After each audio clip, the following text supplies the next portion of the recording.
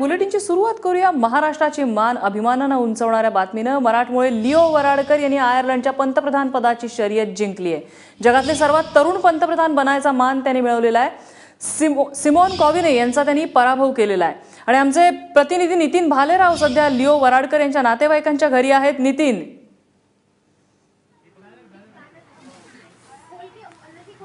नम्रता, आपण आहोत आता वराडकर कुटुंबियांबरोबर. वराडकर कुटुंबीय अतिशय उत्साहित आहे.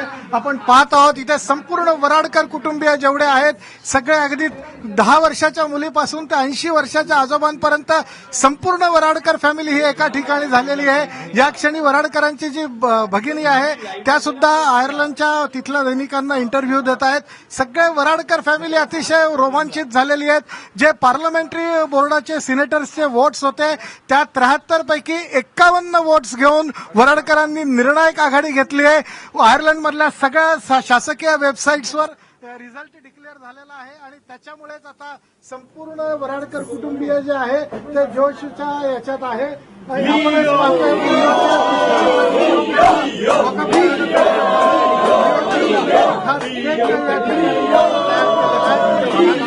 जे काका आहेत मुंबईतले वराडकर हे एकत्र झालेले आहेत. महाराजांना आपलं गाऱ्हाणं जे घातलं होतं ते त्यांना ऐकलंय. आपण पाहतो या ठिकाणी एक स्वतः एक सेपरेट बॅनर त्यांनी केला होता. Congratulations and best wishes to Leo Varadkar. लिओच्या ज्या या कुटुंबियांबरोबरच्या आठवणी होत्या त्या आठवणींच्या फोटोंचा एक कोलाज या बॅनरवर आहे आणि त्याचंच सगळं उदाहरण आपल्याला या ठिकाणी दिसत आहे. सगळे जण हे करतात का या ठिकाणी केक कटिंग, सर्वात लिओचा आनंदोत्सव जो आहे सगळा अभिमान आहे. एक मराठी माणूस आयर्लंडचा एक पंतप्रधान म्हणून आता त्यांची निवड होणार आहे आणि त्याच्यामुळे सगळ्या कुटुंबामधला जल्लोष आपल्याला या ठिकाणी दिसतोय. सगळेजण एकमेकांना स्वीट्स भरवतात, काजू कतली भरवतात. त्याच्यानंतर केक या ठिकाणी कट झालेला आहे. या ठिकाणी बोर्ड्स हातात धरलेत, बॅनर्स हातात धरलेले आहेत. सगळे म्हणजे त्यांचे जवळपास 9 काका, त्याच्यानंतर आत्या, चुलत भाऊ, काकू, मामा, जावई हे सगळेजण या ठिकाणी जमा झालेले आहेत आणि लिओच्या यशाचा हा कौतुक सोहळा हे करतात. आपण या काकांना विचारूया. ताई, मला सांगा, तुम्ही आत्ताच तिकडे इंटरव्ह्यू दिला आयर्लंडला, कशी ही प्रक्रिया झाली आणि कसा लिओचा विजय झाला?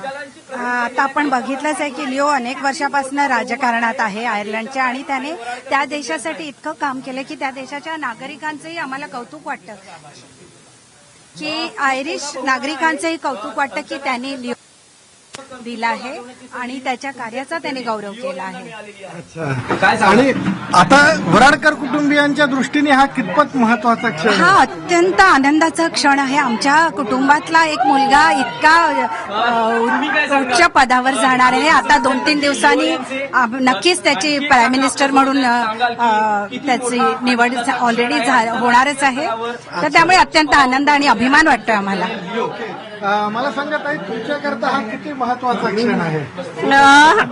खरं म्हणजे मला बोलताही येत नाहीये, एवढा खूप आनंद झालेला आहे. माझे ते धीर आहेत आणि म्हणजे आमच्या पहिल्यापासूनच त्यांना खूपच शुभेच्छा होत्या आणि आम्ही इथे 9 वाजल्यापासून येऊन बसलोय म्हणून आनंदाची वाट बघत. मला सांग, तुझं आणि लिओचं काय नातं? लिओ माझा काका लागतो. मग आता तुझा काका आयर्लंडचा पंतप्रधान होणार, खूप मानास्पद गोष्ट आहे. वराडकर हे नाव आता जगभरात प्रसिद्ध होणार आहे. खूपच आनंद होतोय. मग आता आयर्लंडला जाण्याचा काही प्रोग्राम वगैरे? हो, नक्कीच याच वर्षात. हो. तुम्ही काय? नमस्कार, मी या फॅमिलीत नवीन आहे. माझी सून आहे त्याची बाची, पण स्वतःच्या मातीतली मुळं घट्ट रोवून परदेशात आकाशापर्यंत फांद्या पसरलेल्या आहेत. त्याच्याकरता लिओचं करावं तेवढं कौतुक कमी आहे. हॅलो, लिओ माझा धीर लागतो, चुलत धीर आहे आणि आम्हाला प्रचंड अभिमान वाटतोय त्याचा. एक वराडकर एवढा पोस्टला पोहोचला आहे, खूप अभिमान वाटतो. तुम्ही काय सांगा? लिओ माझा ब्रदर इन लॉ. मी त्यांचं म्हणजे वराडकर फॅमिली मधला जावई. We all rejoice. एकदम एक्सायटेड होतो. This is very. काय वाटतं आता तुमचा पुतण्या आहे का देशाचा पंतप्रधान झाला? अत्यंत आनंद झालेला आहे. ही गोष्ट घडायची बरेच दिवस चाललं होतं ती आता झाली आहे आणि आनंदाने आम्ही आहे. आनंद वाटतो. मला एक सांगा की एक मराठी माणूस सिंधुदुर्गातला माणूस पंतप्रधान होतोय, कशा मराठी माणसाच्या दृष्टीने हे यश किती महत्वाचं वाटतं? महाराष्ट्राला खूप मोठी परंपरा आहे, मोठ्या लोकांची खूप मोठे महान लहीन होतं, पण हे पहिल्यांदा परदेशात जाऊन स्वतःचं इतक्या मोठ्या प्रमाणात यश संपादन करणं आणि देशाचं भारत देशाचं कौतुक आयर्लंडच्या याच्याशी निगडीत करणं ही खूप मोठी गोष्ट आहे. आज अख्ख्या जगाला कळेल की भारतामध्ये किती क्षमता आहे की ते दुसऱ्या परदेशाचं सुद्धा नेतृत्व. मला एक सांगा, लिओचा तुमचा संपर्क कसा? नाही, खरं म्हटलं तर मी या फॅमिलीत नवीन आहे. माझी सून आता अजून लग्न व्हायचं आहे, पण आम्ही खूप पूर्वीपासून एकमेकांना ओळखतो. लिओ ज्यावेळेला त्याचे वडील इथे येऊन गेले त्यावेळेला आम्ही यांच्याकडे येऊन हे करतो. मला सांगा काका इकडे काका, लिओ आता लिओला तुम्ही भेटले आहात, अनेकदा हे केलंय, कसा स्वभाव आहे, त्याला काय आवडतं वगैरे काय सांगाल? लिओला त्याच्या मित्रांबद्दल आणि मैत्रिणींबद्दल फार आदर आहे. तसंच त्याचे आई वडील ज्यांनी त्याला आजपर्यंत शिक्षणामध्ये मदत केली, कारण त्याचं शिक्षण फ्री ह्याच्यामध्ये न होता फी भरून झालेलं आहे आणि तिकडे फीचा खर्च फार जास्त असतो आणि त्यामुळे त्याला त्याच्या आईवडिलांबद्दल फार आदर आहे. त्यांनी त्याला चांगल्या प्रकारचं शिक्षण दिलं आणि आज तो ह्या लेवलला आलेला आहे. ओके, मला सांगा तुम्ही लिओला कधी भेटले, काय तुमचा अनुभव होता? हाऊ ही स्पीक, कसा तो सॉफ्ट स्पोकन आहे, त्याला कुठले गेम्स कुठले आवडतात, काय आवडतं? लिओची म्हणजे मी पहिला वराडकर आयर्लंडला पोहोचवतो अशोक वराडकर नंतर. अच्छा, मी एरंडा क्रिकेटिंगचा मॅनेजर होतो. तो आमची टीम मी लंडनला, तिकडनं मी आय वेंट टू, आणि लिओ आणि सगळी फॅमिली मला रिसीव्ह करायला डब्लिन एअरपोर्टला आली होती. व्हेरी लवेबल, शांत, प्रिय आणि व्हेरी इंटेलिजंट मुलगा. प्रत्येक विषयात तो खोलात जाऊन विचार करायचा, डिस्कशन करणं आणि स्वतःची मताची फॉर्म होती आणि सगळ्या गोष्टी तो स्टडी करून करायचा मुलगा. तेवढ्या लहान वयात सुद्धा तो स्पेस वरती वरसा त्याचं नॉलेज बघून मला असं आश्चर्य वाटलं. तो त्यावेळी 8-10 वर्षाचा होता. ओके, का मला एक सांगा, लिओचा तिथल्या राजकारणातला प्रवास कसा होता? म्हणजे साधारणतः मराठी माणूस दुसऱ्या ठिकाणी गेला की जरा बुजतो, मागे राहतो, पण लिओ थेट पंतप्रधानपर्यंत गेला. कसा प्रवास राहिला? तसं लिओच्या ह्याच्यामध्ये बोलण्यासारखं काही नव्हतं, कारण लिओचा जन्मच मुळे डब्लिनचा आहे आणि तो त्या वातावरणात वाढलेला आहे आणि त्याच्या इंग्लिशवरती फार चांगला कमांड आहे लिओची. लिओ वयाच्या 14 वर्षापासून थोडं जवळजवळ राजकारणात आहे. तो कॉलेजमध्ये असताना स्टुडंट युनियन त्याचंही काम करत असे. त्यानंतर मी 1998 साली डब्लिनला गेलो होतो. 3 महिने मी त्यांच्याकडे होतो. त्यावेळेस लिओ माझ्याबरोबर राजकारणाची चर्चा करायचा, भारतीय राजकारण. म्हणजे राजकारणाची त्याला पहिल्यापासून आवड आहे. लिओचे वडील मला वाटतं तिथल्या पंतप्रधानांचे डॉक्टर होते आणि त्यामुळे एक राजकीय वातावरण लहानपणापासून त्यांनी पाहिलं. नाही, तसं काही नाही, कारण त्याचे वडील फक्त त्यांचा मेडिकल पेशा जो होता त्याच्यामध्येच तेवढ्यापुरतून त्याचं वडिलांचा त्याला काही तसा फायदा झालेला नाही. त्याने सगळं स्वतःच्या कर्तृत्वावर केलेलं आहे. आपल्या बरोबर लिओचे एक चुलत भाऊ आहेत जे लिओ बरोबर इथे याच ठिकाणी अनेक वेळेला त्यांनी चर्चा केल्या. लिओ इथे येऊन गेला तर कुठल्या विषयावर त्यांनी चर्चा केल्या हे आपण विचारूया. तुमचं आणि लिओचं नेमकं नातं काय? आणि लिओ, तुम्ही जे मगाशी सांगितलं की लिओला गेम्स मधली रुची आहे, ते त्याच्यावर जरा हे करा. लिओचं आणि माझं नातं म्हणजे माझा चुलत भाऊ. लिओचे वडील माझ्या वडिलांचे सर्वात छोटे भाऊ. माझ्या वडिलांचा 3 नंबर होता आणि ते सर्वात छोटे भाऊ. ते स्वतः उत्कृष्ट स्पोर्ट्समन होते. आमचे अशोक काका, आम्ही अण्णा म्हणतो त्यांना. ते उत्कृष्ट स्पोर्ट्समन होते. व्हॉलीबॉल, क्रिकेट या सगळ्या खेळामध्ये ते एक्सपर्ट होते. त्या लिओला सुद्धा खेळात इंटरेस्ट होता. म्हणजे महत्वाचं म्हणजे सचिन तेंडुलकरचा तो फॅन आहे. ही गोष्ट बऱ्याच लोकांना माहित नाही. सचिनवर तो फॅन आहे. वर्ल्ड कपला मुद्दाम आला होता आणि तो ट्रायथॅलनमध्ये स्वतः पार्टिसिपेशन करतो. ट्रायथॅलन म्हणजे सायकलिंग, स्विमिंग आणि रनिंग ऍट अ टाइम त्याच्यामध्ये घेतो. ही जो फिजिकल फिट, हाईट 6 फूट 5 जी हाईट आहे त्याची जवळजवळ, एकदम फिट आहे आणि तो डॉक्टर आहे. डॉक्टर होता. प्रॅक्टिस पण काही दिवस करत होता, पण राजकारणात आल्यानंतर त्या देशामध्ये राजकारणात गेल्यानंतर डॉक्टरची करता येत नाही म्हणून त्याने प्रॅक्टिस सोडली.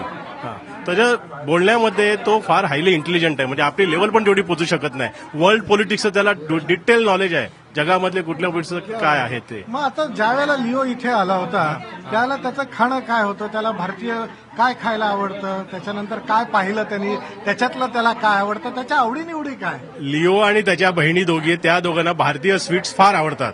तुम्हाला विश्वास नाही बघणार, इकडे आले होतं ते दिल्लीला आम्ही गेलो होतो, मडक्यामध्ये त्यांनी गुलाबजाम आणून देतात दिल्लीमध्ये. तर त्यांनी इतक्या आवडीने खाल्ले गुलाबजाम, त्यांनी एवढं एन्जॉय केलं. तर भारतीय स्वीट्स त्यांना पुष्कळ आवडतं, एकदम आवडतं. हा, मग आता आंब्याचा सीझन आहे तर काय आंबे वगैरे पाठवून आमरसपुरीचं जेवण? आमचा काका म्हणतो इकडे सगळं मिळतं. कशाला इतक्या लावून पाठवतात. पण काका पण इकडे आला किंवा लिओ आला, सोफी त्याची मोठी बहीण, छोटी बहीण आली, सगळे इकडे येतात, त्यांच्या नवऱ्यांबरोबर येतात, अगदी लहान असल्यापासून. पण ते इंडियन फूड आवडीने खातात. आणि आमची जी काकू आहे मरियम, ती तिकडे इंडियन फूड बनवते, कारण आमच्या काकासाठी स्पेशल. मला एक सांगा, आपण लिओच्या स्पोर्ट्स बद्दल बोललात, त्याच्या खाण्याच्या आवडीनिवडीबद्दल बोललात, पण भारत ज्या बॉलिवूड करता प्रसिद्ध आहे, लिओनी काही हिंदी फिल्म्स वगैरे पाहिल्या काय? कोणी हिरो हिरोईन माहिती आहे त्याला? लिओला हिंदी फिल्मची कल्पना नाही, पण आमच्या काकाकडे अजूनही दिलीप कुमारच्या जुन्या फिल्म आहे, तो अजूनही बघतो, अजूनही तो फॅन आहे. आणि त्याच्यामुळे लिओ त्यावर बघत असेल. पण सलमान जावा काका लिओ सलमान खानचा फॅन आहे. अरे वा, तुम्ही त्याच्याबरोबर हो, शेअर केलं होतं. अरे वा, क्या बात आहे. अजून तुम्ही काहीतरी सांगत नाही, होता. तेच मला सांगायचं होतं.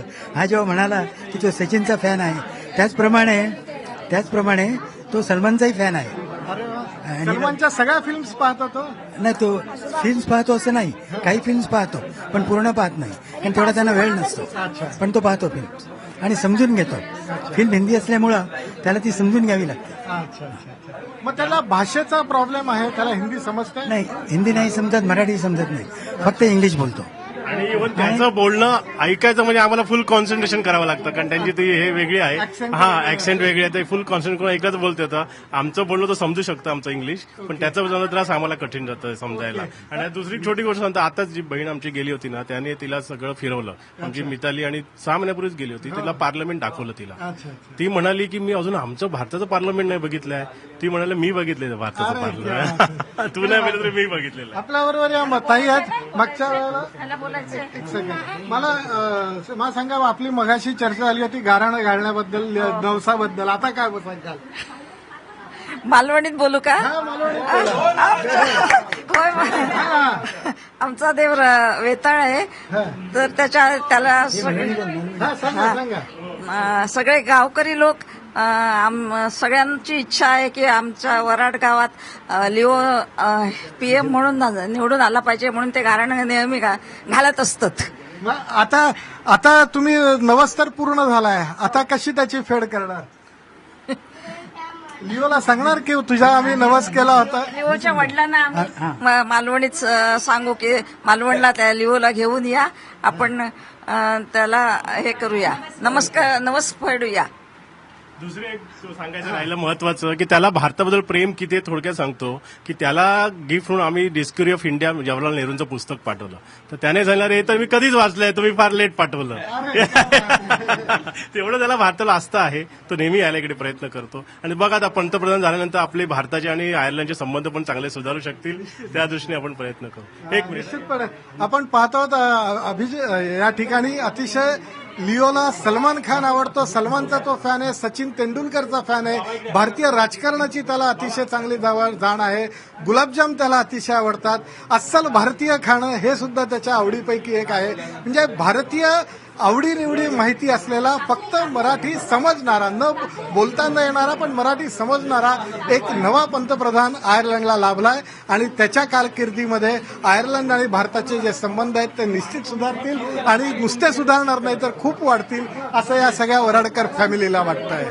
नक्कीच, साहजिक आहे नितीन. आता हा आनंदाचा क्षण आहे, म्हणजे आजचाच दिवस त्यांच्यासाठी दिवाळी आणि दसऱ्याचा असणार आहे, कारण त्यांच्याच कुटुंबातला एक जण आयर्लंड या देशाचा पंतप्रधान बनलेला आहे. नितीन, धन्यवाद, तुम्ही संवाद साधलात. आपण सगळ्या वराडकर कुटुंबियांना ABP माझातर्फे त्यांचं अभिनंदन करूया.